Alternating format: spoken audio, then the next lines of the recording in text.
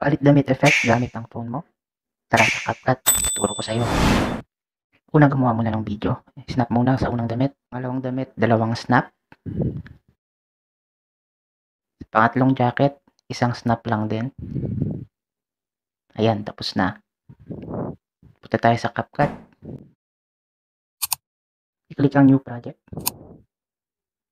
Tap ang video na ginawa natin kanina. Then add. Tap ang video. Scroll natin papunta sa saan gusto magsimula yung video.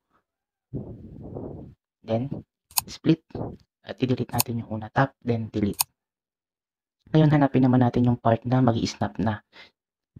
So, yung part na yung kamay end, nasa part na bago pa lang mag-snap.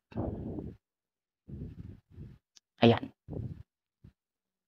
Ayan. Nasa kalagitnaan yung kamay. Tapos tap yung video. Split. Then, hanapin naman natin yung nakasuot na yung pangalawang damit. Hanapin naman natin yung kamay na nasa kalagitnaan din.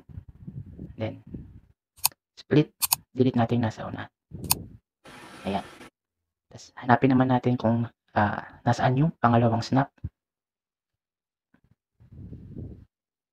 Ayan, dapat nasa kalagitnaan din yung kamay. Ayan. Tapos, tap yung video.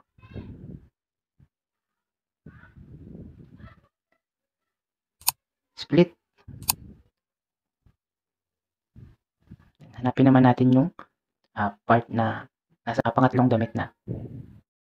Tapos yung part na bago mag-snap, yung nasa kalagitnaan din yung kamay. Ayan. Tapos split.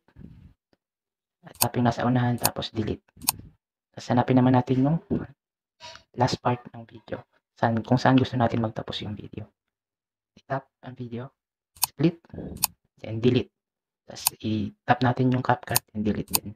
Tapos pwede natin i-check kung okay na ba yung video ginawa natin. I-play lang natin.